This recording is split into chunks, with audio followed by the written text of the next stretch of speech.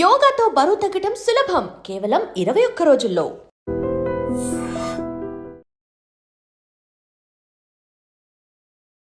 Florence nightingale national award. Welcome to I dream. నేను కవిత. మనతో పాటుగా ఈరోజు ఒక విశిష్టమైనటువంటి అతిథి ఉన్నారు.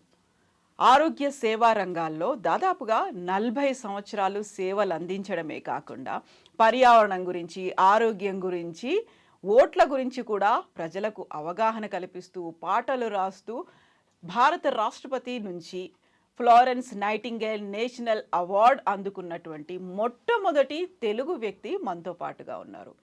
మనతో పాటుగా ఉన్నటువంటి అతిథి వలివేటి శుభావతి గారు. అమ్మా నమస్కారం. నమస్తే. ఫస్ట్ ఆఫ్ ఆల్ మీ కంగ్రాచులేషన్స్ అమ్మా. Thank you. సో తెలుగు రాష్ట్రాల నుంచి ఇప్పటిదాకా ఫ్లోరెన్స్ నైటింగేల్ నేషనల్ అవార్డు తీసుకున్న వాళ్ళు ఎవరూ లేరు, మీతోనే అది స్టార్ట్ అయింది అని తెలిసింది. Thank you so much. మీరు ఇంతకాలం సర్వీసెస్ చేసినందుకు 39 సంవత్సరాలు అంటే ఆల్మోస్ట్ 40 సంవత్సరాలు ఈ ఆరోగ్య రంగంలో సేవలు అందించడం అనేది యాక్చువల్గా మా వ్యూవర్స్కి మీ గురించి ఒక్కసారి చెప్తే. తప్పకుండా. అమ్మా, మీరు యాక్చువల్గా ఏం చేసేవాళ్ళు? ఫ్లోరెన్స్ నైటింగేల్ అవార్డ్ అనగానే మాకు సేవా రంగంలో అంటే ఆరోగ్య రంగంలో చేసేటువంటి సేవలు అంటే నర్సులకి ఇస్తారు అనేటువంటిది మాత్రం తెలుసు. అంతకు మించి మీరు చేసినటువంటి సేవలు కావచ్చు, మీరు కల్పించినటువంటి అవగాహన, మీరు రాసేటువంటి పాటలు, వీటన్నిటి గురించి ఇంకా తెలియదు మాకు. ఓకే. ఎలా స్టార్ట్ అయిందమ్మా మీది అసలు? అంటే ఫస్ట్ నేను యాజ్ ఏ హెల్త్ అసిస్టెంట్గా నేను జాయిన్ అయ్యాను. జాయిన్ అయిన తర్వాత 13 years హెల్త్ అసిస్టెంట్గానే చేశాను. అది ఒక ప్రాథమిక ఆరోగ్య కేంద్రంలో ఒక సబ్ సెంటర్ స్థాయిలో ఫస్ట్ పోస్టింగ్ వచ్చింది. అక్కడే హెడ్ క్వార్టర్లో ఉండి నా చేతులతో, నా స్వహస్తాలతో ఎన్నో డెలివరీస్ చేశాను. అక్కడ హెడ్ క్వార్టర్లో ఉండి అందరికి అందుబాటులో ఉండి ఎంతో సన్నిహితంగా, ఆత్మీయతంగా వాళ్ళ యొక్క ప్రేమను పొందుతూ, నా ప్రేమని, నా ఆప్యాయతని, నా సేవల్ని వాళ్ళకి అందిస్తూ ఆ విధంగా కంటిన్యూగా 13 years అదే సబ్ సెంటర్లో నేను చేశాను. చేసిన తర్వాత నా పై అధికారులు వస్తున్నప్పుడు నాకు అప్పుడు డిగ్రీ నేను జాయిన్ అయ్యి చదువుతున్నప్పుడు ఈ ట్రైనింగ్లోకి వెళ్ళవలసి వచ్చింది. వెంటనే జాబ్ వచ్చింది. కానీ నా ఫ్రెండ్స్తో పాటు నేను డిగ్రీ కూడా కంప్లీట్ చేసేసాను. చేసిన తర్వాత నా పై అధికారులు, అమ్మ మీరు ఎంఏ సోషాలజీ కూడా చేస్తే బాగుంటుంది, మీరు పైకి మంచి ప్రమోషన్స్ పొందగలరు అని చెప్పారు. వెంటనే నేను నా సర్వీసెస్ అంతా చేస్తూనే ఎంఏ సోషాలజీ చేశాను. అన్నీ ప్రైవేట్గానే. ఎందుకంటే నేను ఓపెన్ యూనివర్సిటీ కాదు, స్టెప్ బై స్టెప్ పాస్ అవుతూ మామూలుగా రెగ్యులర్ వాళ్ళు ఎగ్జామ్స్ రాసినట్టే నేను కూడా, కాకపోతే కాలేజీకి వెళ్ళేదాన్ని కాదు, ఆ ఎగ్జామ్స్ వాళ్ళతో పాటే నేను అటెండ్ అయ్యేదాన్ని. ఎంఏ సోషాలజీ రాసిన తర్వాత మరలా మా సబ్జెక్టుకు అనుగుణంగా హెల్త్ ఎడ్యుకేషన్లో PG post graduation diploma in health education Tamil Nadu MGR university ఉంది. ఆ టైంలో నేను అది చదవాలని నాకు ఒక థీమ్ ఉండేది. అది ఎస్పీఎం సోషల్ ప్రివెంటివ్ మెడిసిన్. నేను చేస్తున్న సర్వీసెస్కి అది దోహదపడితే చాలా ఇంకా ఇంప్రూవ్మెంట్ సర్వీసెస్ నేను జనానికి అందించగలను. అందుకని దాంతో లాస్ ఆఫ్ పే మీద వెళ్ళి అక్కడ తమిళనాడు ఎంజీఆర్ యూనివర్సిటీ గాంధీగ్రామ్ అక్కడ ఉండి నేను చదివి ఎగ్జామ్స్ పాస్ అయ్యి మళ్ళీ వచ్చిన తర్వాత నాకు ఈ 13 years అయిపోయిన తర్వాత యాజ్ ఏ హెల్త్ ఎడ్యుకేటర్గా ప్రమోషన్ వచ్చిందమ్మా. అక్కడ హెల్త్ ఎడ్యుకేటర్గా అది చేస్తున్నప్పుడు ఇక్కడ నా సర్వీసెస్లో ఏంటంటే ఒక చోట ఏదన్నా ఒక పోస్టింగ్ చేస్తున్నప్పుడు మా పై అధికారులు అందరూ కూడా 3-4 ఇన్ఛార్జీలు అప్పచెప్పేవాళ్ళు. అది చెయ్యండి అమ్మా, ఇది చెయ్యండి అమ్మా. నేను హెల్త్ అసిస్టెంట్గా ఉన్నప్పుడు థియేటర్లో అసిస్టెంట్ చేసేదాన్ని, ఫార్మసిస్ట్ పోస్ట్ చేసేదాన్ని, వాళ్ళ సెలవుల్లో వెళ్ళినప్పుడు అన్ని రకాల సేవలు నేను అందించాను. తర్వాత హెల్త్ ఎడ్యుకేటర్గా ప్రమోషన్ వచ్చింది ఆ ఎస్పీఎం చదివి రావటాన. నకిరికల్లు అనే ప్రాథమిక ఆరోగ్య కేంద్రంలో 13 years చేశానండి. చేసిన తర్వాత అక్కడ కూడా చాలా ఇన్ఛార్జెస్ మా పై అధికారులంతా, నేనంటే ఒక గుడ్ విల్ ఉంది. ఈ అమ్మాయి బాగా మనం ఏం చెప్పినా కూడా చక్కగా మనస్ఫూర్తిగా వర్క్ చేస్తుంది, మంచి జాబ్ సాటిస్ఫాక్షన్ వాళ్ళకు ఉంటుందన్నమాట. తను బాగా మనం చెప్పిన వర్క్ కంప్లీట్గా సక్సెస్ఫుల్గా చేస్తుంది అనే దీంతో అక్కడ కూడా రకరకాల ఇన్ఛార్జీలు అప్పచెప్పాడు. మళ్ళీ ఇంకొక కారంపూడి అనే ఒక పిహెచ్సికి వీక్లీ ట్వైస్ వెళ్ళటం. దాని తర్వాత దాంట్లోనే నల్లపాడు రీజనల్ ట్రైనింగ్ సెంటర్ ఉంది, అక్కడ మళ్ళీ ఫ్యాకల్టీగా ఇన్ సర్వీస్ క్యాండిడేట్స్కి నేను సబ్జెక్ట్స్ చెప్పడానికి కానీ అప్పుడే ఆ రోజుల్లోనే ఒక ట్యూటర్గా పై అధికారులు అలాట్ చేసేసారు. ఇది చేస్తుండగా మళ్ళీ ఇంకొక పిహెచ్సిలో 4 years ఇద్దరు ఎంపీహెచ్ఓలు వాళ్ళు రిటైర్ అయిన తర్వాత నన్ను అక్కడ ఒక రకమైన సంతోషకరమైన విషయం ఏంటంటే మేడం, అక్కడికి వెళ్ళిన తర్వాత నేను అదే ఏరియాలో యాజ్ ఏ ఏఎన్ఎంగా చేశాను, హెల్త్ అసిస్టెంట్గా చేశాను. ఆ ప్రాథమిక ఆరోగ్య కేంద్రానికి 2 ఎంపీహెచ్ఓల పోస్టులు మళ్ళీ నా చేత చేయించారు 4 ఇయర్స్. అంటే మండలం మొత్తం 2 మండలాలు ఉండేవి, చిలకలూరుపేట, నాదెండ్ల మండలం. 2 మండలాలకి ఇన్ఛార్జ్ నా చేతే చేయించారు. ఇవి చేస్తుండగా చెర్కా అంటే స్టేట్లో గుంటూరు జిల్లా హెచ్ఐవి ఎయిడ్స్ ప్రథమ స్థానంలో ఉంది. అప్పుడు నన్ను దానికన్నా ముందు ఏపీఈపీ ఎయిడ్స్ ప్రివెన్షన్ ఎడ్యుకేషన్ ప్రోగ్రాంలో నేను స్టేట్ రిసోర్స్ పర్సన్ని హైదరాబాద్ పంపించి నన్ను ట్రైనింగ్ ఇప్పించి అన్ని స్కూల్స్ ఈ అడాలసెన్స్ ఏజ్ గ్రూప్ వాళ్ళందరికీ కూడా బాయ్స్కి గర్ల్స్కి వీళ్ళందరికీ క్లాసెస్ చెప్పేదాన్ని. వాళ్ళ యొక్క చేంజెస్ కానీ వాళ్ళ లైఫ్ స్కిల్స్ ఎడ్యుకేషన్ కానీ ఇవన్నీ క్లాసెస్ చెప్పేదాన్ని. ఆ టైంలో ఇవన్నీ చూసేసి మళ్ళీ నెక్స్ట్ ఈ చెర్కా coordinated HIV AIDS response through capacity building అనే ప్రోగ్రామ్కి మళ్ళీ కలెక్టర్ గారు, డిఎండిహెచ్ఓ గారు, జాయింట్ డైరెక్టర్ గారు వీళ్ళు ఆలోచించి మెడికల్ అండ్ హెల్త్ నుంచి గుంటూరు జిల్లా అంతమంది ఉంటే నాకు ఒక్కదానికే ఆ అవకాశం లభించింది మేడం. నన్ను ఢిల్లీ పంపించారు కలెక్టర్ గారు. నేను ట్రైనింగ్ అయ్యి వచ్చినాక అసలు నాకు అదృష్టం ఏంటంటే అనేక రకాల డిపార్ట్మెంట్స్కి అంటే ఇక్కడ మమ్మల్ని పంపించే విషయంలో ఒక ఎంఆర్ఓ, ఒక MPDO, myself, mandal literacy officer, అలా విధంగా ఒక సీడ్స్, మరి ప్రైవేట్ ఆర్గనైజేషన్ ఒక 7 మందిని మాత్రమే పంపించారు ఢిల్లీ. పంపించిన తర్వాత నేనేంటంటే మెడికల్ అండ్ హెల్త్ అవుతానా నాకంత గైనిక్ అప్పు చెప్పారు. ఇక 5 ఇయర్స్ మేడం, అబ్బా ఏమి అసలు జిల్లాలో ఉన్న అన్ని డిపార్ట్మెంట్స్కి క్లాసెస్ చెప్పే అవకాశం, నాకు చక్కటి అవకాశం కలిగింది. నిజంగా ఆ రోజే నాకు ఆ స్టేజీ ఫియర్ లేకపోవటం, సబ్జెక్ట్ అనేది పెద్దవాళ్ళ మెడికల్ అండ్ హెల్త్ వాళ్ళకి చెప్పాను, ఎంఆర్ఓస్కి చెప్పాను, ఎంపీడీఓస్కి చెప్పాను, లాయర్స్కి చెప్పాను, పోలీసు శాఖ వాళ్ళకి చెప్పాను, డిఆర్డిఏ వాళ్ళకి, ఐసిడిఎస్ వాళ్ళకి. నేను చెప్పని డిపార్ట్మెంట్ అంటూ లేదు జిల్లాలో. ఇవన్నీ చెప్పిన తర్వాత నాకు ఆ టైంలో చక్కటి మరలా వీళ్ళందరూ కలిసి ఆర్ఎంపీ, పిఎంపీ డాక్టర్స్ 5 సంవత్సరాలు మొత్తానికి అవగాహన కలిగించిన తర్వాత ఆ టైంలో మా కలెక్టర్ గారు రామాంజనేయులు గారు కానీ, రోసయ్య గారిని వెంకటేశ్వర విజ్ఞాన మందిరంలో సార్ని పిలిపించి నాకు అవార్డు ఇప్పించారు. మరి కలెక్టర్ జయలక్ష్మి గారు, వీళ్ళందరూ కలెక్టర్ ఐఏఎస్ అధికారిని కలెక్టర్ దమయంతి గారు, వీళ్ళందరి చేతుల మీదుగా నేను గుంటూరు జిల్లాలో నేను సన్మానాలు పొందాను, అవార్డ్స్ తీసుకున్నాను. ఇక్కడ ఈ సర్వీస్ చేశాను.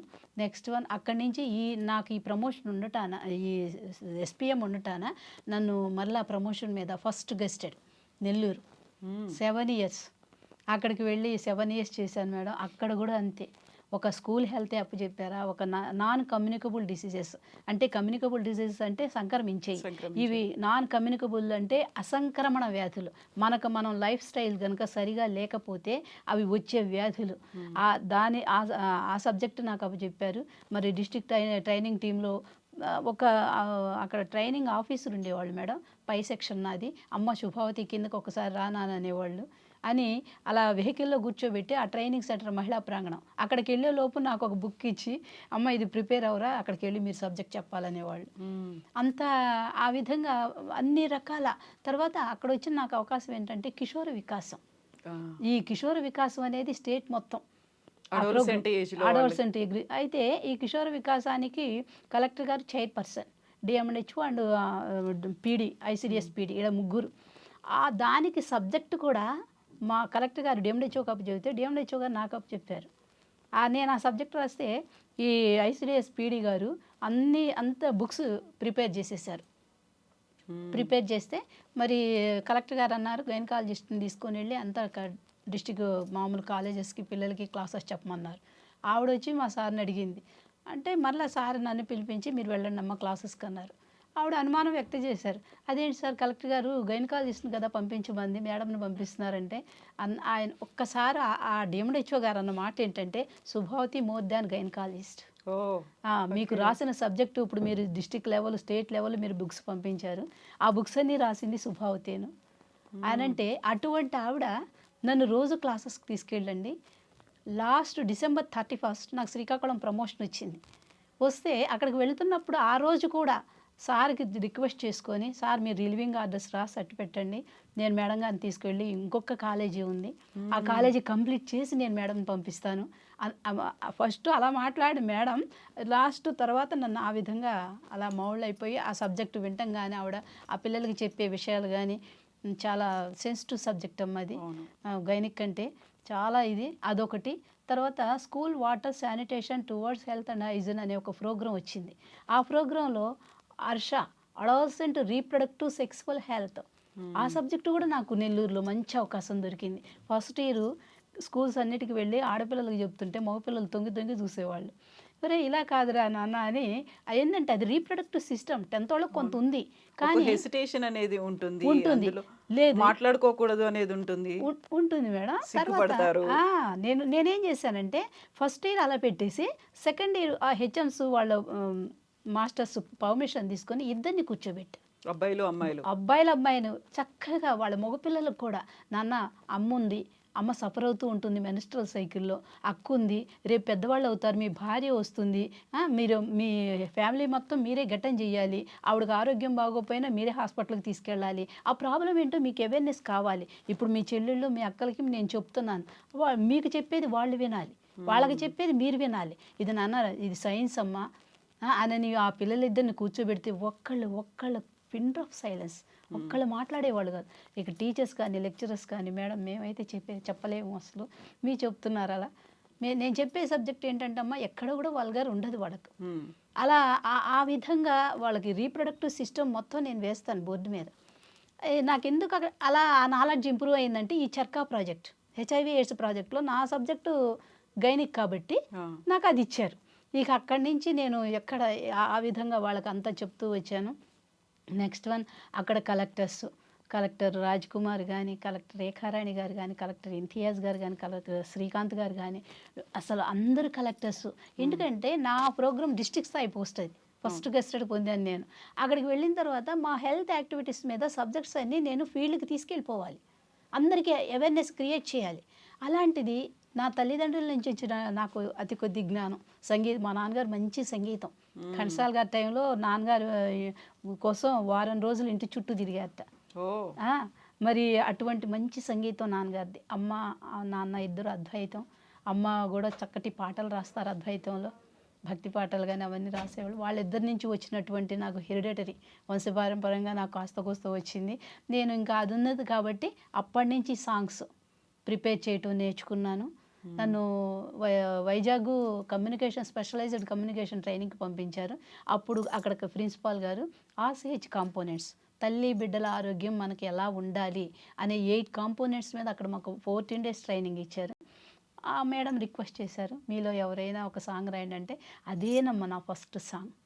ఏం రాశారు పాట? అది తల్లి బిడ్డల మీద. ఒకసారి పాడతారా?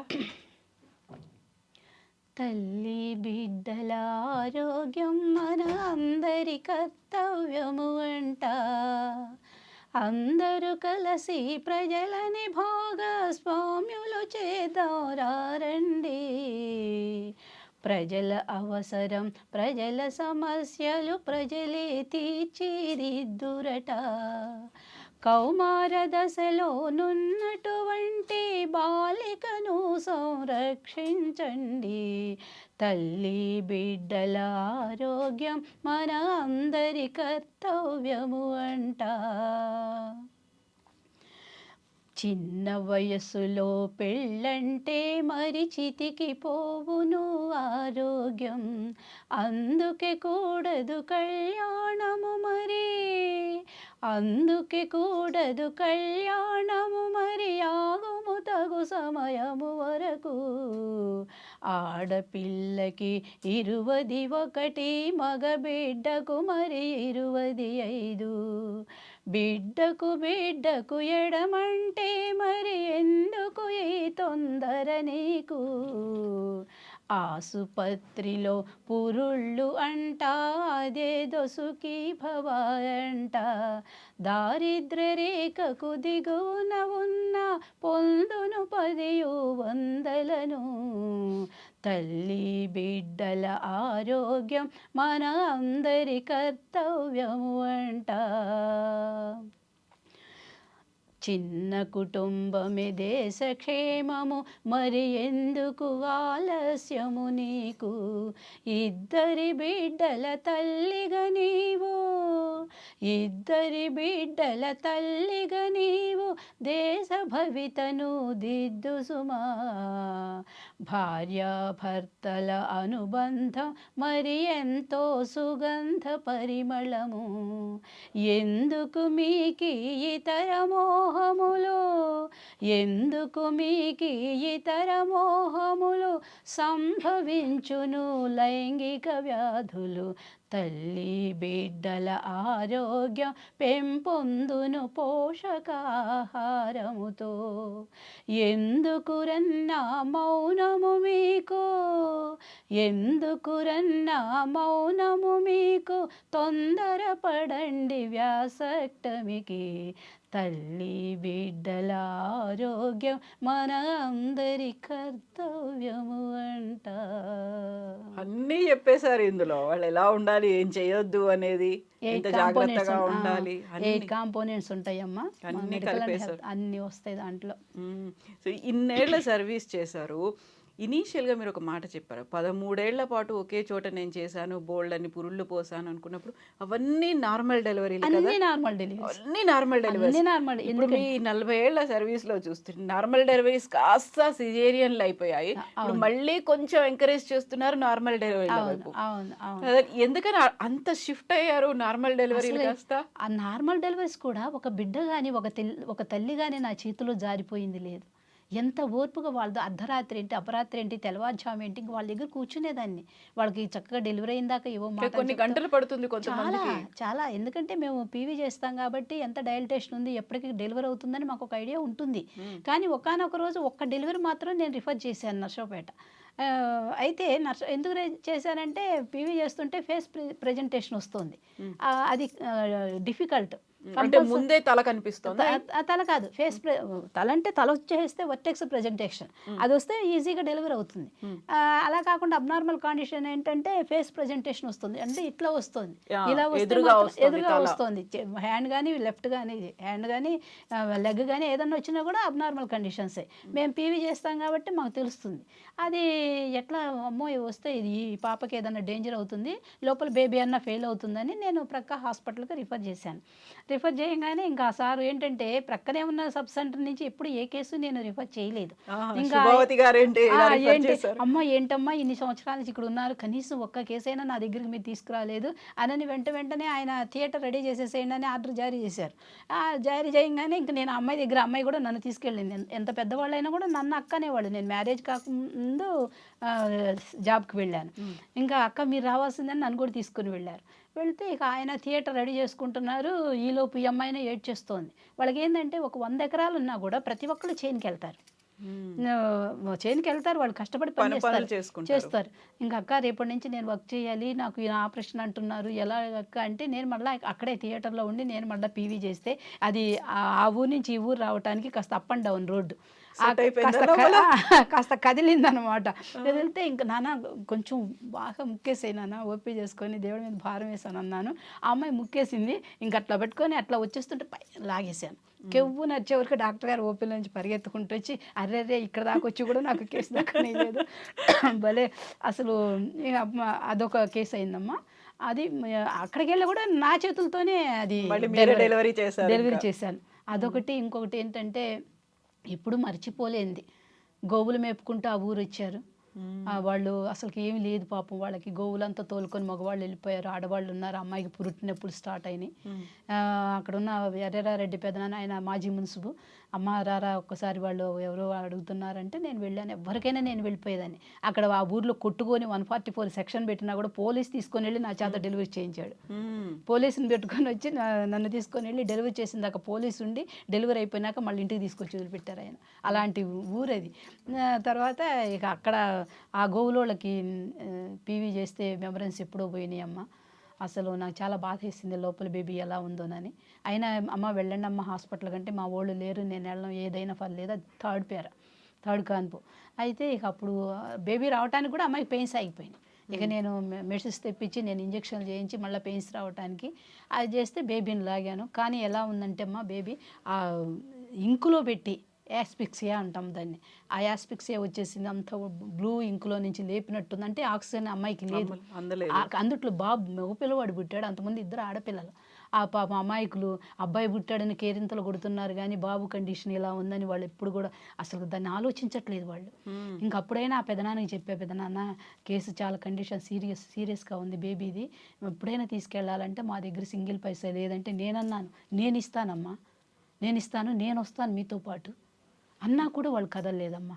కదలకపోయేసరికి ఇక నేను నిజంగా ఆ బిడ్డకి నేను ఒక రకంగా, మరి దైవం ప్రాణం పోయొచ్చే కానీ నా శాయశక్తులు నేను ప్రయత్నం చేశాను. ఒక మంచి ఇది చెంగు వేసేసి మౌత్ టు మౌత్ బ్రీత్ ఇస్తూ, అరిచేతులు అరికాళ్ళు వాడిని కొడుతూ ఏడిపిస్తూ, మళ్ళీ ఆ ఏడవంగానే మళ్ళీ రెడ్డిష్గా అంటే బ్లడ్ సర్క్యులేషన్ జరిగేదనమాట. అలా జరగంగానే ఆ తల్లి రొమ్ము పట్టించేదాన్ని. అలా పట్టిస్తే అలా సక్ చేస్తూ వాడి నోట్లోకి పాలు పోయేటట్టు చేసి, ఎంత మార్నింగ్ 6:30కో 7:30కో డెలివరీ అయితే ఈవినింగ్ మళ్ళీ 9:30 దాకా నేను ఆ మదర్ దగ్గరే ఉన్నాను. అంత రికవరీ మళ్ళీ ఉన్నాను. అలానే ఉండి ఇంకా ఊళ్ళోనే కదా, హెడ్ క్వార్టర్లోనే ఉంటాను కదమ్మా. ఇంకా అలా ఉండి వాళ్ళ ఆవులు తోలుకొచ్చిన తర్వాత అప్పుడు వాళ్ళ మగవాళ్ళకి వాళ్ళ కండిషన్స్ చెప్పినా కూడా ఆ నైట్ వెళ్ళలేదు వాళ్ళు.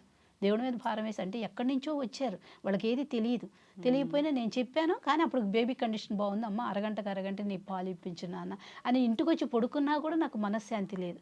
వెళ్ళి గబగబా ప్రొద్దుటే వెళ్ళి ఆ బాబుని చూసిందాకా అమ్మయ్య ఎలా ఉన్నాడు వాడు, ఎంత బాగున్నాడో. ఒకరోజు నేను నర్సాపేటలో వస్తుంటే ట్రాక్ పడింది, వాళ్ళు అక్కడ రిక్షా ఆపి గబగబా వచ్చి నమస్కారాలు పెట్టుకొని, అమ్మ మా బిడ్డను బ్రతికిచ్చారు, తర్వాత చెప్పారమ్మా ఇదంతా వాళ్ళంతా ఇట్లా ఇది చేశారని. వాళ్ళు చాలా ఆనందపడ్డారు. ఒక బిడ్డకు నేను సేవ చేసినందుకు నాకు ఎంత తృప్తికరమైన జీవితం అమ్మ నాది. సర్వీస్ మాత్రం ఎక్కడ కూడా కించిత్తు బాధపడలేదు నేను. కాకుంటే మీరు అంత ఇన్నే టిపికల్గా ఉండే క్రిటికల్ సిచ్యువేషన్లో కూడా నార్మల్ డెలివరీ చేసిన మీరు, ఆ తర్వాత ప్రతిసారి సిజేరియన్ ఏ చిన్న హాస్పిటల్ చిన్న ఊర్లో అయినప్పుడు కూడా సిజేరియన్ అనేది రిఫర్ చేస్తుంది. అదే మరి అసలు ఎక్కడ జరుగుతుంది అంటే దీనికి కూడా కొంత ఆ సిజేరియన్ జరగటానికి కూడా మన డాక్టర్ గారు వాళ్ళు చేస్తున్నారంటే, ఇప్పుడు ఈ రోజుల్లో సరైన అవేర్నెస్ లేదమ్మా, లేదు. ఇప్పుడు డ్రెస్ కోడ్ ఉంటుంది, ఆ డ్రెస్ కోడ్లో ఏమేమి వేయాలి ఏమి వేయకూడదు అనేది కూడా ఆడపిల్లలకి తెలియటం లేదు. తర్వాత దానివల్ల ఇన్ఫెక్షన్ చాలా ఉంది. తర్వాత మీకు ఏదన్నా నేను క్లాసెస్ చెప్పాలంటే మాత్రం ఆ సబ్జెక్టుల మీద మీకు చాలా ఇస్తాను నేను. అవేర్నెస్ క్రియేట్ చేయాలి, ఎందుకంటే ట్రయల్గా నాకు ఆ హక్కు ఉంది. నేను SPM social preventive medicine, doctor గారి దగ్గరికి వెళ్తే సార్ వాళ్ళు మెడిసిన్స్ రాస్తారు, తగ్గకపోతే ఆపరేషన్ చేస్తారు. మనకి ఇంతసేపు కూర్చోబెట్టి వాళ్ళకి అవేర్నెస్ కలిగేయడానికి టైం ఉండదు. మన ఒకవేళ చెప్పినా చెప్పకపోయినా వాళ్ళు మరి ఇంకొక పేషెంట్కి న్యాయం చేకూర్చాలి, అందుకని ఆ టైం మనకి స్పెండ్ చేయలేరు. మేము చదివింది SPM కాబట్టి ఎంతైనా అసలుకి నాకు అదంటే ప్రాణం. ప్రతి ఒక్కళ్ళని నేను అడుగుతాను, కాలేజెస్కి వెళ్ళి కూడా మీ పిల్లలకి నేను క్లాస్ చెప్తాను. అసలు వాళ్ళకు నేను నెల్లూరు నుంచి వెళ్ళినా కూడా శ్రీకాకుళం వెళ్ళాక ఎంతమంది లెక్చరర్స్ ఫోన్ చేశారు, ఎంతమంది ప్రిన్సిపాల్ మేడం వాళ్ళమ్మ ఒక్కసారి రండమ్మా మా క్లాస్ చెప్తారు కానీ అని. ఇప్పుడు మీరు ఒక డ్రెస్సులో అన్నారు కదా, దానివల్ల ఇప్పుడు దేని మీద ఎఫెక్ట్ పడుతుందంటారు? దానివల్ల అంటే దానికి వాళ్ళు లోపల డ్రైర్ వేసుకుంటారమ్మా, దానికి అది కొంత సబ్జెక్ట్ ఉంది. ఆ సబ్జెక్ట్ దానివల్ల ఎఫెక్ట్ అవుతూ ఉంటుంది. ప్రాపర్గా హైజీన్ మెయింటైన్ చేయాలి. అది ఒక క్లాస్ పడుతుంది మీకు, ఎలా మనల్ని మనం హైజీనిక్ చేసుకోవాలి. ఒక 4 పిల్లలు చేరితే వాళ్ళ దగ్గరికి వెళ్ళి కూర్చుంటా, చక్కగా వాళ్ళకి చెప్పేసి ఇది నాన్న అవేర్నెస్ అని నేను చెప్పొస్తూ ఉంటాను. చాలా ఎఫెక్టివ్. ఇప్పుడు ఆ రోజుల్లో ఎక్కడున్నాయమ్మా, ప్రతి ఒక్కళ్ళు చీరే ధరించేవాళ్ళు, శారీనే కట్టేవాళ్ళు. ఇప్పుడు జీన్స్, టైట్ జీన్స్ వీటి వల్ల చాలా ఎఫెక్ట్ వాళ్ళకి పిల్లలకి అర్థం కావట్లేదు. అంటే ఇప్పుడు అది ఫ్యాషను, అది దాన్ని అవలంబించాలి, ఒకళ్ళని చూసి ఒకళ్ళు అది నేర్చుకుంటున్నారే కానీ దానివల్ల లైఫ్ స్పాయిల్ అయిపోతుందని వాళ్ళకి అర్థం కావటం లేదు. మగ పిల్లలు టైట్గా ఫ్యాంట్స్ చేసుకోవటం, వాళ్ళకి స్పెర్మ్ కౌంటింగ్ తక్కువైపోవటం, అవి చాలా ఉన్నాయి దానివల్ల. కాబట్టి ఈ సబ్జెక్ట్స్ అన్నీ నేను చదివాను. నాకు ఆ సబ్జెక్టు ఉండటానే నేను ఈ విధంగా ఇప్పుడు అక్కడ కలెక్టర్స్ కానీ, అక్కడ నెల్లూరులో పోలీసులు అంతా అనేక రకాల స్టేట్ల నుంచి దీనికి వచ్చారు, ట్రైనింగ్స్కి వచ్చారు. DMHO కానీ కలెక్టర్ గారు ఒకళ్ళని పంపమంటే నన్నే పంపారు ఆయన. అవి అక్కడ చెప్తే వాళ్ళు ఒక శాల్వా కప్పించి క్లాసులు చెప్పించుకొని వాళ్ళు మగవాళ్ళకి, ఇప్పుడు లేడీస్ కంటే మనం చెప్తాం కానీ జెంట్స్ కూడా గైనిక్ కంటే అక్కడ ఏం ప్రాబ్లం ఉండదు. నాకు అది చెప్తాను నేను, అది మన హ్యూమన్ బాడీ అమ్మ, ఇది సైన్స్. అవును, ఇది సైన్స్. ఒక అమ్మ కూడా చెప్పలేదు, అమ్మ కూడా చెప్పలేదు అటువంటి ఎందుకంటే నేను ఈ ప్రాజెక్ట్ చేస్తున్నప్పుడు ప్రైవేట్ ఆర్గనైజేషన్ వాళ్ళు పెద్ద పెద్ద మోనార్కులు మేము ఢిల్లీ వెళ్ళాం, కలకత్తా వెళ్ళాం, బాంబే వెళ్ళాం, ఎన్నో ట్రైనింగ్లు అయ్యొచ్చాం. ఆఫ్టర్ ఆల్ వీళ్ళు చెప్పేది అంతా అని వచ్చారు. అలాంటిది 5 days ట్రైనింగ్ అయిపోయినాక వాళ్ళు నాకు పెద్ద మెమెంటో, అమ్మ అనే ఒక పెద్ద మెమెంటో తీసుకొచ్చి ఇచ్చారు. వాళ్ళు చెప్పింది ఏంటంటే అప్పుడు ఒక కథా స్టోరీ వినిపించుకొచ్చారు. బ్రహ్మ విష్ణు మహేశ్వరుని పసిబిడ్డలు చేసిన అనసూయాదేవి గారు గుర్తొచ్చారు మాకు. మీరు అలా వాళ్ళకి చెప్పారు.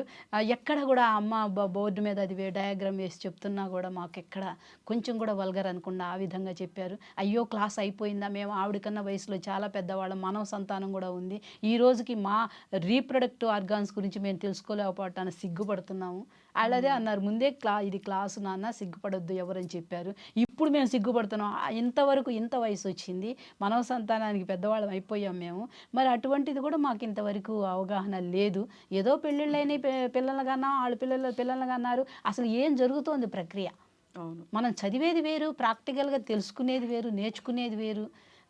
ఆ విధంగా చెప్తే వాళ్ళు అమ్మ అంటే ఢిల్లీ నుంచి వచ్చిన డైరెక్టర్ గారు కూడా మాకు వస్తారా మేడం మీరు క్లాసులు చెప్పడానికంటే నాకు హిందీ రాదు, లాంగ్వేజ్ బ్యారియర్ ఉంది, నేను రాను, మా తెలుగు వాళ్ళని ఉద్ధరించుకోనివ్వండి. చాలా మందికి ఏంటమ్మా అసలు మేము ఏపీఈపీ ఎయిడ్స్ ప్రివెన్షన్ ఎడ్యుకేషన్ ప్రోగ్రాంలో స్కూల్ పిల్లలకి, మగపిల్లలకి, ఆడపిల్లలకి క్వశ్చనరీ బాక్స్ పెడితే ఆ బాక్స్లో వాళ్ళు వేసిన క్వశ్చన్స్ చూస్తే అసలు దిమ్మె జరిగిపోతుంది. మన బిడ్డలు రత్నమాణిక్యాలే, మనం క్రమశిక్షణగానే పెంచాం, చాలా ఉన్నతులుగా తయారు చేయాలని చూసాం. కానీ ఏంటంటే అక్కడ వాళ్ళ యొక్క హార్మోన్స్ ప్రభావం వాళ్ళ మీద పనిచేస్తుంది. ఆ ఏజ్ గ్రూప్లో వాళ్ళు ఎక్కడ మనసు పెట్టాలి స్టడీ మీద. భావి భారత పౌరులు వాళ్ళు రేపు కాబోయే మంచి తీర్చిదిద్దబడే ఒక పౌరుడిగా మారాలి, పౌరురాలిగా మారాలి, ఒక మంచి తల్లిగా మారాలి, ఒక మంచి తండ్రిగా మారాలి. అలా మారాలంటే ఇక్కడ ఎడ్యుకేషన్ పటిష్టంగా ఉండాలి. ఎవరు చెప్తున్నారు? అమ్మని అడిగారా ఈ రోజుల్లో? నోరు ముయ్, ఇలాంటి విషయాలు మా దగ్గర మాట్లాడకూడదు. ఎందుకంటే భారతదేశం సాంప్రదాయాలు, కట్టుబాట్లు, వాళ్ళు ఏదో మనల్ని అడగరాని ప్రశ్న అడుగుతున్నారట ఈ తల్లి భావించవచ్చు, లేకపోతే ఈవిడికి తెలియకపోవచ్చు, వాళ్ళని నోరు మూపిస్తుంది. మరి వాళ్ళు స్కూల్కి వెళ్ళి అడుగుదామా టీచర్స్ని? అడగలేరు, భయం. వాళ్ళకి ఏంటంటే వాళ్ళ సబ్జెక్ట్ వరకు వాళ్ళు చెప్పగలుగుతారు, కానీ కొన్ని మాకు ఉన్నంత ఇది వాళ్ళకి రాదు. మరి కాబట్టి ఎట్లా వీళ్ళు ఇప్పుడు బాల్యం, కౌమార్యం, యవ్వనంలో కౌమార్యం క్రిటికల్ ఫేస్. వాళ్ళు తెలుసుకోవాలనుకుంటారు. అసలు అక్కడే గుప్పుడు మూసుంచుతున్నాం, ఆ గుప్పుట్లో ఏముందని చూస్తారు వాళ్ళు. ఆ గుప్పుట్లో తెరిచి ఏం లేదు నాన్న ఒక్కసారి చెప్తే ఇక దాని మీద వాళ్ళకి ఆకాంక్ష ఉండదు. కమ్మగా చదువు మీద కాన్సన్ట్రేషన్ పెట్టి చక్కటి ఉద్యోగాలు సంపాదించుకుంటారు, వాళ్ళ కాళ్ళ మీద వాళ్ళు నిలబడతారు ఆ బిడ్డలు. అవునమ్మా. ఇప్పుడు విదేశాల్లో చూస్తే డాక్టర్ల కంటే ఎక్కువగా హెల్త్ సర్వీసెస్ లో ఉన్న వాళ్ళకే ఫస్ట్ ప్రయారిటీ ఉంటుంది కదా. ప్రతి ఒక్కరిని డాక్టర్ల దగ్గర తీసుకెళ్లరు. ఇప్పుడు మనం వెళ్ళి డాక్టర్ తోనే మాట్లాడాలి, డాక్టర్ ప్రిస్క్రిప్షన్ రాసి ఇవ్వాలి, డాక్టర్ తోనే అన్ని చెప్పుకోవాలనుకుంటాం. ఇక్కడ మన దగ్గర అట్లాంటిది రావడానికి ఎంత టైం పడుతుంది? ఏం జరగాలంటారు? ఈ అవేర్నెస్ క్రియేట్ చేయాలి. నేను ఇప్పుడు వెళ్ళి క్లాసులు చెప్పిన వాళ్ళు మగపిల్లలు, బాయ్స్, కొంతమంది హాస్టల్స్ ఉంటాయి ఇంటర్మీడియట్ టు డిగ్రీ వాళ్ళకి కూడా నేను చెప్తే వాళ్ళు ఏ విధంగా ఇదయ్యారంటే, కనీసం నేను వెళ్ళి మళ్ళీ వెహికల్ ఎక్కిందాక నన్ను వెహికల్ ఎక్కించి వచ్చారు వాళ్ళు, నా ఫోన్ నెంబర్స్ తీసుకొని. అంటే వాళ్ళలో ఎన్ని రకాల సమస్యలు, ఈ మేడం వస్తే మాకు ఈ సమస్య తీరిపోయింది, ఎవరిని అడగాల్సిన అవసరం లేదు. ఎందుకంటే ఈరోజు HIV ఎయిడ్స్లో 50% యూతే ఉన్నారమ్మా, యూతే ఉన్నారు. మరి ఎక్కడ ఎవరు చెప్తున్నారు ఆ బిడ్డకి? అసలు స్టెప్ అనేది అక్కడే పడుతుంది. అడాలసెన్స్ ఏజ్ గ్రూప్ నుంచే స్టెప్ మారిపోతుంది. మరి ఎవరు? ఎన్ని రకాల గోతాలు కట్టి ఏపీ శాక్స్ పంపించాం మేము వాళ్ళ క్వశ్చనరీ బాక్సులన్నీ కలెక్ట్ చేసేసి. ఆ ఇప్పుడు మీకు చిన్న ఉదాహరణ చెప్తాను నేను. ఒక బాబు అడుగుతాడు, మరి వాళ్ళకి ఆ టెస్టిరోస్టెరాన్ హార్మోన్స్ వల్ల వీర్యం ఫస్ట్ ఎజాకులేషన్ జరగంగానే వాడేంటి నేనేదో పెద్ద అయిపోయాను అని 2-3 ఫ్రెండ్స్ వేసుకుంటారు, ఎక్కడొక చోట టెంప్ట్ అయిపోతారు. వాళ్ళకి HIV ఉందో, STI సెక్సువల్లీ ట్రాన్స్మిటెడ్ ఇన్ఫెక్షన్స్ ఉన్నాయో ఏమున్నాయో తెలియదు, ఈ బిడ్డ బలైపోతాడు. మరి ఎవరు వాళ్ళకి చెప్పేది? ఆ హార్మోన్స్ అట్లా ఫస్ట్ ఎజాకులేషన్ జరుగుతుంది. ఎందుకు జరుగుతుంది నాన్న?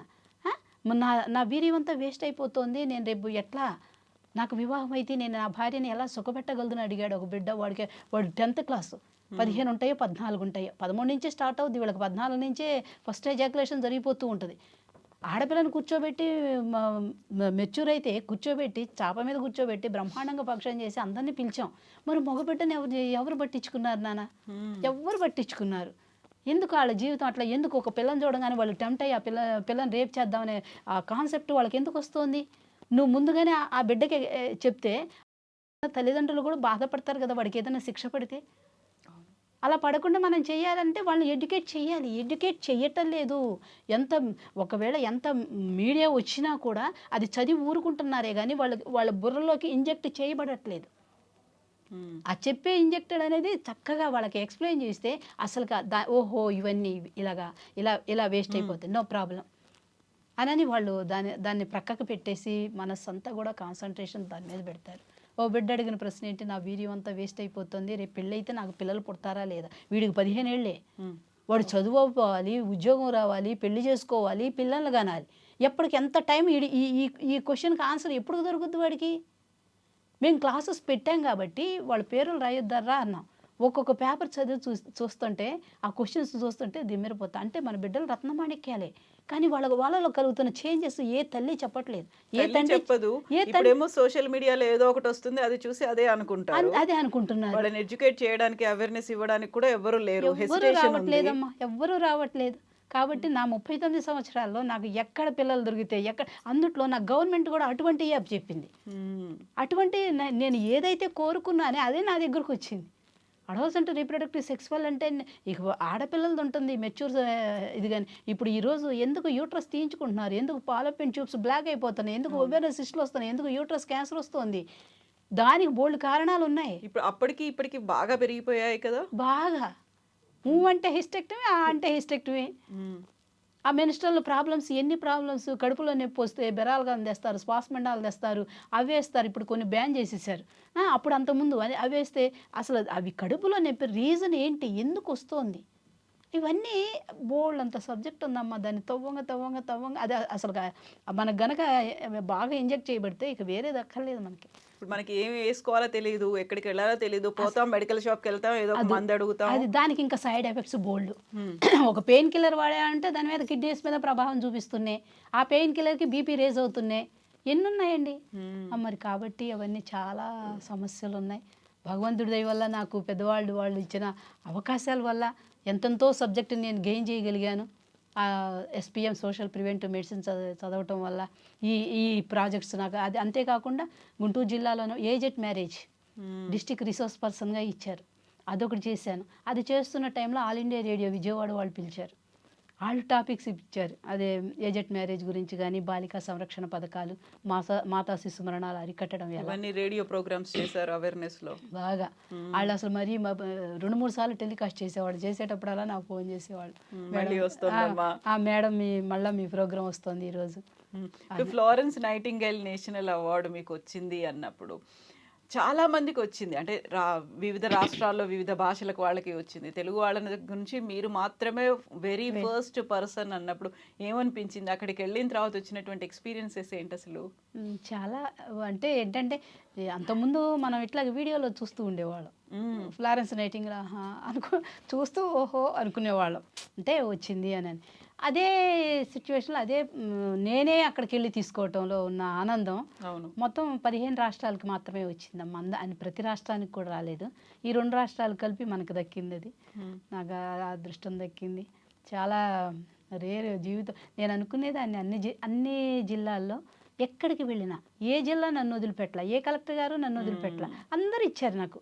అంటే ఏంటంటే నేను మాట్లాడే విధానం కానీ, నేను సాంగ్స్ రాయటం కానీ, ఏదైనా వాళ్ళ దగ్గరికి వెళ్ళి ఏదైనా మీటింగ్స్ జరిగినప్పుడు డిఎండిహెచ్ఓలు కానీ వాళ్ళంతా మేడమ్స్ వాళ్ళు నన్నే పంపించేవాళ్ళు. ఆ సబ్జెక్ట్ ఏంటంటే ఇక తడుముకోను నేను. ఇంకా నాకు ఇప్పుడు మీకు గైనిక్ నేను చెప్పాలన్నా నాకు ఒక బోర్డు ఇది ఉంటే, మార్కర్ ఉంటే చాలు, నాకు ఏ పేపర్ ఎత్తుకోవాల్సిన అవసరం లేదు, అన్నీ వచ్చేస్తాయి. నా మనసే ఒక బుక్, నా మైండే ఒక బుక్. మీకు ఎటువంటి దాంట్లో సమస్యలు ఉన్న ప్రాబ్లమ్స్ ఉన్నా కూడా అంతా మీకు మనసు హత్తుకుపోయే ఆన్సర్సే వస్తాయి. నేను సబ్జెక్ట్ చెప్పి అయిపోయిన తర్వాత మీకు అసలు మిగలదు అక్కడ. ఇప్పుడు చిన్నప్పుడు మేము చదువుకున్నాం ఫ్లోరెన్స్ నైటింగేల్ అనే ఆవిడ ఎలా కృషి చేశారు, నర్సుగా తను చేసినటువంటి సేవలు ఏంటి, తన పేరు మీద ఎందుకని అవార్డు ఇప్పుడు ఇస్తున్నారు, ఇలాంటివన్నీ చూసాం. కానీ వెరీ ఫస్ట్ టైం ఆ ఫ్లోరెన్స్ నైటింగేల్ అవార్డు తీసుకున్నటువంటి ఒక పర్సన్తో మేము మాట్లాడుతున్నాము, ఆ పర్సన్ చెప్తున్నటువంటి విషయాలను మేము వింటున్నాము. దీంతో మీరు ఇప్పుడు పర్యావరణం, ఆరోగ్యం వీటితో పాటుగా ఓటుకు సంబంధించి కూడా మీరు అవేర్నెస్ చేశారు కదా, దాని మీద కూడా పాటలు రాశారు. ఎందుకంటే మీకున్న సబ్జెక్టు దీని మీద కాకుండా మిగతా సబ్జెక్టుల మీద కూడా ఫోకస్ ఎందుకు పెట్టాలనిపించింది? ఇప్పుడు మొత్తం సబ్జెక్టుల మీదే రాశాను మేడం. తర్వాత నేను అదర్ సాంగ్స్ రాసింది ఏంటంటే ఈ ఓటర్ అవగాహన సాంగ్. తర్వాత మహిళా దినోత్సవం సందర్భంగా ఒక మహిళ ఆమె యొక్క మానసిక పరిస్థితి ఎలా ఉంటుంది, ఆమె సంపాదించి ఆ కష్టార్జితం ఎలా స్పెండ్ చేస్తోంది, ఆమె యొక్క జీవనం కోసం ఏం తినకుండా కుటుంబానికి ఎలా అంకితం చేస్తోంది, ఆ చివరికి గర్భసంచి, ఆ గర్భసంచిని కూడా తను భగవంతుడు నువ్వు మాతృమూర్తి అమ్మ అని ఇచ్చినా కూడా ఆ గర్భసంచి మీద కూడా తనకు అధికారం లేదు. ఇంకో మగబిడ్డను కావాలంటారు, ఇంకో ఆరోగ్యం బాగాలేదన్న ఇంకొక ఆడపిల్ల కావాలంటారు, ఆమె ఏమవుతుందో ఎవరికి అర్థం కావట్లా. సో అదొకటి రాశాను. తర్వాత మన అయోధ్య రామయ్య, ఆ రోజు ఇనాగ్రేషన్ చేసిన రోజు అయోధ్య రామయ్య మీద అదే రోజు నేను సాంగ్ రాశానమ్మా. అదే రాశాను. తర్వాత నిన్న 110 సంవత్సరాల స్వామీజీ ఈ జీవహింస చేయకూడదు అదొక సాంగ్ రాయమ్మ అన్నారు. మన గుంటూరులో ర్యాలీ పెడతానన్నారు. ఆ రోజు విపరీతమైన రెయినీ అవటం పోస్ట్ పోయిన అదొకటి రాశాను. మా గురువు గారు, మా మహానుభావులు, మా గురువు గారు పరిపూర్ణానంద స్వామీజీ, ఆయన దగ్గర నేను మంత్రోపదేశం తీసుకున్నాను. ఆయన శిష్యురాల్ని నేను. మరి ఆ స్వామీజీ కూడా 30 రోజులు మహాశక్తి యాగం పెట్టి ఊరేగింపులో నేను రాసిన పాటని ఐశ్వర్యాంబికమ్మను చూడు ఎంత చక్కనిది ఈ తల్లి అని ఆ పాట రాస్తే ఆ పాటే పెట్టారు. ఇప్పుడు మహాశక్తి యాగం లాస్ట్ ఇయర్ చేసింది. జొన్న విత్తులు వారు వస్తే జొన్న విత్తులు వారిని అడిగారు ఈ మహాశక్తి యాగం గురించి సాంగ్ రాయమని. అంటే నేను రాసి నాకున్న అతి కొద్ది జ్ఞానంతో నిన్న మ్యూజిక్ చేయించి స్వామీజీకి నిన్న మార్నింగే పెట్టాను. ఇప్పుడు మీరు రాసిన దానికి ఇప్పుడు గ్రేట్ మ్యూజిక్ డైరెక్టర్ తమను కూడా ఆయన స్వరకల్పన చేశారు అంటే ఏ పాట అది? ఎలక్షన్స్ 2014 ఎలక్షన్స్ ముందు శ్రీకాంత్ గారు, రేఖారాణి గారు వాళ్ళు పిలిపించి అమ్మ అసలు అన్ఎక్స్పెక్టెడ్గా అప్పటి వరకు నేను అదర్స్ రాయాలి, అదే ఫస్ట్ అదర్గా రాసింది. రాయండి అమ్మా అని అంటే ఏంటి ఆ పాలిటిక్స్ నాకు అంత ఐడియా లేదు, ఏంటి సార్ వాళ్ళు కానీ అడిగారు పెద్దవాళ్ళు. ఎలాగాని అనుకొని ఆలోచించుకొని ఏదైతే అదైందని నాకున్న జ్ఞానంతో నేను వాకింగ్కి వెళ్తే 2 డేస్లోనే వాకింగ్కి వెళ్తే గబగబా వచ్చి చరణం రాసుకొని అలా ప్రిపేర్ చేసేసానమ్మా. చేస్తే అక్కడికి వెళ్ళి సార్కి వినిపించగానే వెంటనే చెన్నై పంపించారు తమన్ దగ్గరికి. ఏంటా పాట? అది పాడమంటారు. వేయండి వేయండి ఓటు వేయండి, మీ ఉనికిని మీరే చాటుకోండి, మీ ఉనికిని మీరే చాటుకోండి, మానవత్వమున్నటువంటి మనుషులారా ఎన్నుకోండి మీ ఓటుతో అభ్యర్థులను, మీరు ఎన్నుకోండి మీ ఓటుతో అభ్యర్థులను. 18 సంవత్సర వయసు నుండి మీరందరూ బ్రతికున్నంత వరకు వేయాలి మీ ఓటును. వేయండి వేయండి ఓటు వేయండి, మీ ఉనికిని మీరే చాటుకోండి. ప్రజల చేత ఇష్టపడే, ప్రజల కొరకు కష్టించే, ప్రజాస్వామ్య విలువలను కాపాడే వ్యక్తులకు స్వచ్ఛంద ఓటును వేద్దాము రండి, స్వచ్ఛంద ఓటును వేద్దాము రండి, నిజమైన ఓటరుగా నిలబడదాం రండి. వేయండి వేయండి ఓటు వేయండి, మీ ఉనికిని మీరే చాటుకోండి. చీరలొద్దు సారెలొద్దు నగలు వద్దు ధనము వద్దు, చీరలొద్దు సారెలొద్దు నగలు వద్దు ధనము వద్దు, మత్తు పనీయాలకు మొగ్గు చూపవద్దు, వద్దు వద్దు వాహనములు అసలే వద్దండి, అత్యాశకు లొంగి మీరు బానిసలై బ్రతకొద్దు, అవినీతి పరులుగా ముద్ర మీకు వద్దండి. వేయండి వేయండి ఓటు వేయండి, మీ ఉనికిని మీరే చాటుకోండి. దేశ పరువు ప్రతిష్టలను నిలబెట్టే బిడ్డగా, అవినీతిని పారద్రోలే నిజమైన పౌరునిగా, ప్రలోభాలకు లొంగక మీరు ప్రతిభావంతులుగా, ఓటు హక్కు స్వాతంత్రము మీకు ఉంది ఓరన్నా, ఓటు హక్కు స్వాతంత్రము మీకు ఉంది ఓయమ్మ. వేయండి వేయండి ఓటు వేయండి, మీ ఉనికిని మీరే చాటుకోండి.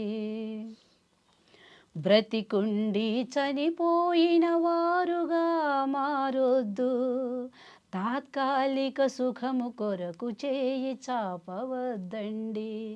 నిజమైన ఓటరుగా మీరు మారవలెనండి.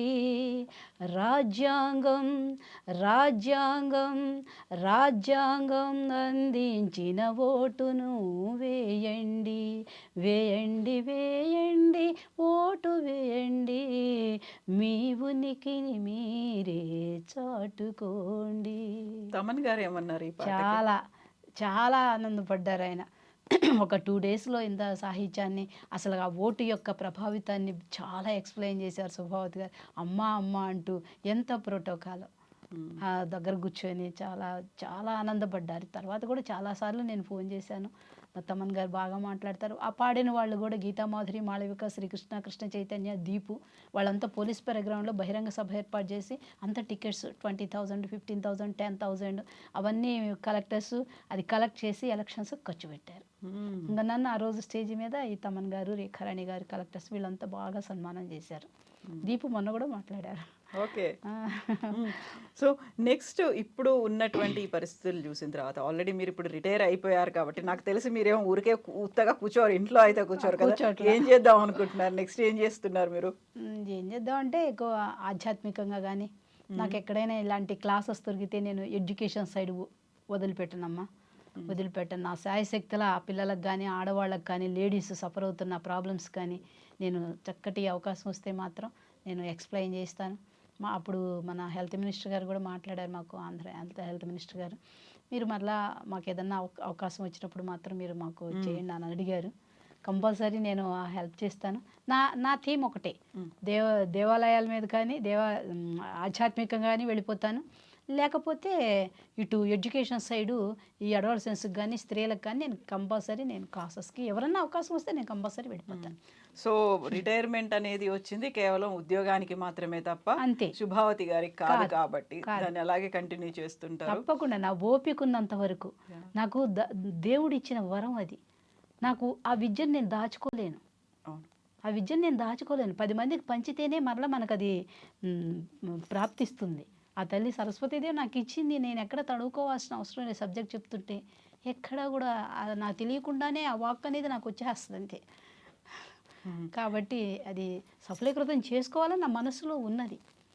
థ్యాంక్ యూ సో మచ్ అమ్మ, మీరు ఇలాగే కంటిన్యూ చేయండి. And once again many more congratulations. మీరు ఇలాగే చేస్తూ ఉండండి, మీరు కంటిన్యూ చేయండి, మీ అవేర్నెస్ ఇవ్వండి, పాటల్ని రాయండి. తప్పకుండా. Thank you so much. Thank you. And don't forget to subscribe to iDream. And for more videos, Please subscribe to iDream. Please subscribe to iDream. Please subscribe iDream. And please subscribe to iDream. For more videos, subscribe to iDream. please like, share and subscribe to the channel. Congratulations, iDream. Subscribe to iDream. Subscribe to iDream. So subscribe to iDream Media. iDream ki iDream team andarki huge congratulations. Please subscribe iDream Media. Please subscribe to iDream. Subscribe iDream. Please subscribe to iDream. iDream అంటే నా కళల ఛానల్ను subscribe చేసుకున్న నోరు తిరుగుతలేదు, మీరైతే గంట గుర్తు కొట్టండి. For more such videos, please subscribe to iDream. Subscribe to iDream. Please subscribe to iDream. Please subscribe iDream Media. Please do subscribe to iDream. Please subscribe to iDream Media. For best entertainment and information, please subscribe iDream.